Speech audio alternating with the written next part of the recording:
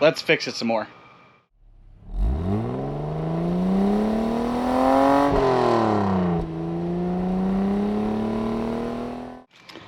So I got a bunch of parts in. My LMR order came in. I've got a bunch of crap right here. I've got a single door belt molding right there because one's already on the car. I've got new under the hood insulation because the old one was falling apart, torn apart by rats, whatever. So we got that in. Door belt moldings. We're gonna start with that. I already did this side because I didn't know how to do it. And I'm gonna be honest with you. If you go looking on the internet for pre-1987 door belt molding, outer door belt molding videos, installation guides, instructions, there are none at all. So I'm just gonna show you what I've figured out from what I've talked to with some people. So let's do that on the passenger side right now. So I've talked to a bunch of people on how to put on these outer door belt moldings on 1986 and earlier Mustangs, and I can't really speak for way earlier, but at least for 85, 86, this is how they're supposed to be done.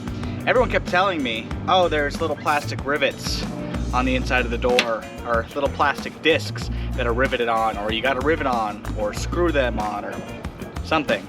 And that's not true. They're a bunch of liars. Because there are no spots on this door to rivet or screw, and I don't even think it's completely possible in most of these spaces. These just slide on. That's it. They just press on. You just have to either loosen or remove the mirror, and this literally just slides on and pushes on. It's held on by pressure in these little channels right here. And you can see there's these tabs. Well, those tabs help keep it from pulling back up, but that's it. So I'm gonna loosen the mirror, slide this in. I'm gonna take these pieces right here, and as you can see, that's where it sits into the door. I'm gonna actually squish these in. We're just gonna take this and literally just make sure nothing's caught and push it on.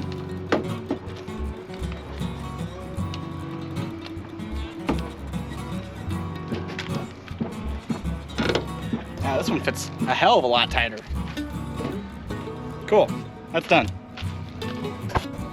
Next up, door striker bushing. Well, it turns out the washer here does not come out. All right, slip the bushing and rotate it on. Come on.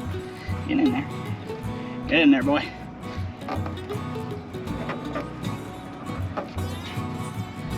Now, is it perfect?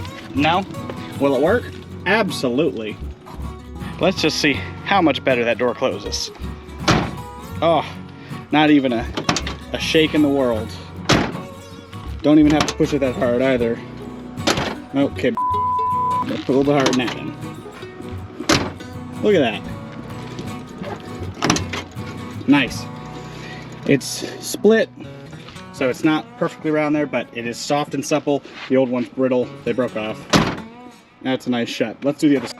I don't love the idea of cutting brand new bushings, but if I can't get the actual striker off without replacing it, that is going to have to do. So I just split it in half like that, and just wrap it on over. It'll be a little tight. That's what she said. Once the door opens and closes a few times, it'll be perfectly good. So let's close this one now. Oh, nice. Nice shut. You don't even have to shut it that hard. Awesome. Now the trunk. Now I was lucky enough with this car that the trim was already gone.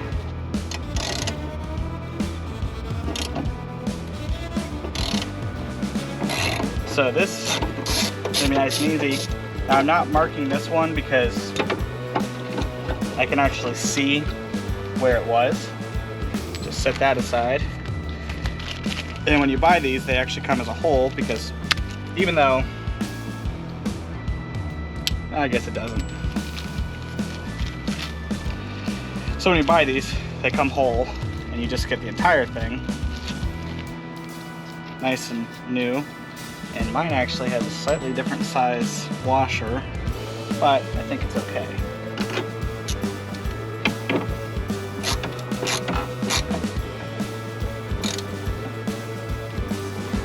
Ooh, it's hot. Nice and easy. Oh my god, that was hot. Holy shit, my hands are on fire. But we also have one more thing to do. We are going to replace the bumpers because I have 2 new bumpers. No idea if these ones are even bad, but I got new ones to replace them anyways. And here's our new bumpers. And the old ones should just unscrew, maybe. All right, that took way longer than I thought it should. So let's get everything out of here. That closes nice. And does not lift. Cool, that's done. All right, last but not least for now, we're gonna deal with the new hood pad. So, I have to take out all of the punched out holes for 4 pieces. Okay, it does look like we're actually one short, which is not cool, but I do have a bunch extra. I think we're one short. We definitely have a lot extra. All right, let's take off the old ones. There's still quite a few. And that just totally broke off.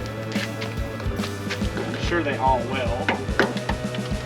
They're not made to come out, at least. Okay, so I definitely don't have any Tessa tape, which is the correct stuff for this headlight bulb. But I got some electrical tape, so that should work, right? And last one goes right there. Cool. That's pinned back up. Done, taken care of. Next step, we've got our hood mat, which has, oh, I forgot one. I definitely forgot one. So, that's actually the first one we're gonna start with. Just gotta pin it up, keep wrapped. There's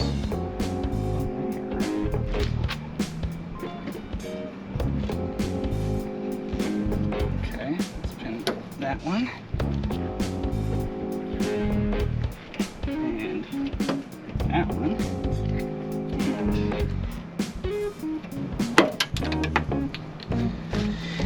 Did I break that one? 1 hour later. All right. Now, as you can see, we've got all of them in. There are 3 holes here for the studs that are sticking out, but every other one is in. The hood light is now not touching it, although it is still close. But now we have a hood insulator. So the hood, and I'm not gonna hear any of the screams of the engine. There we go. All right, insulator done.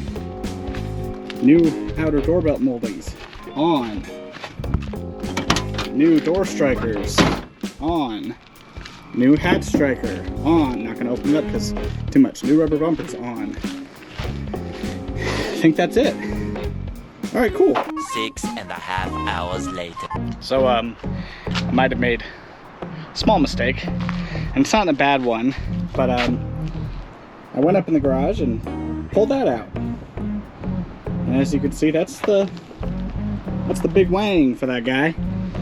And he's out there on the ground. It's actually the second piece right there, and then some door panel stuff and some more stuff, because that's not only it. Because I decided to pull out way more than I can handle. I put the antenna back on. So if we come over here, you can see that there's some pieces. So there's some trim pieces, and there's 2 pairs rear quarter trim panels. Why are there 4? I don't know, but there's 4. And then a box full of all of the extra exterior trim and hardware and locks and things like that, and speakers and literally everything. And then door panels. The door panels, and they look pretty good. They actually look really nice. There's no tears anywhere. There's a little bit of spider webs on this one, but there's no tears or anything. They're definitely worn and used, but they look really nice. And there's the handles for the doors. Those also look really nice. The driver's one looks really good. So yeah, I got out all these trim pieces, and the problem is they're huge and they're really dusty. And now that I got them out of the top of the garage, I don't really have a place to store them at all. I mean, I really don't have a place to put these. And I can't just put them in the car because one, there's 4 of them. They don't all fit in the car. And 2, I'm still working on a bunch of really important stuff on the interior of the car that I can't really do if I put these in the car already. Like, I can't easily do the headliner if I throw these in. At least if I throw them in all the way. If I partially put them in, I can do the headliner fine, but it's a lot easier with them out. So, yeah. Found all the trim parts though. I was really getting stressed out because, well, this car, although it looks great, it's missing all of its trim. I'm missing front, I'm missing all of the badges, which I did find 1, or 2 technically. I'll show you that. But the entire interior of this car is out. Oh, also, I can't put the sail panels on if I put that stuff on. So I have to wait until the sail panels go on. And then once that's done, I do still have the headliner, which now I have that guy to deal with, and he's really not in great shape. And I found the cowl, which I actually have better ones than this, so if I can, I'm not going to use this one because it's broken in many places and really not in good shape. So anyways, now I have all these trim pieces that I got to deal with. Now I got to deal with all this. What did I do for myself?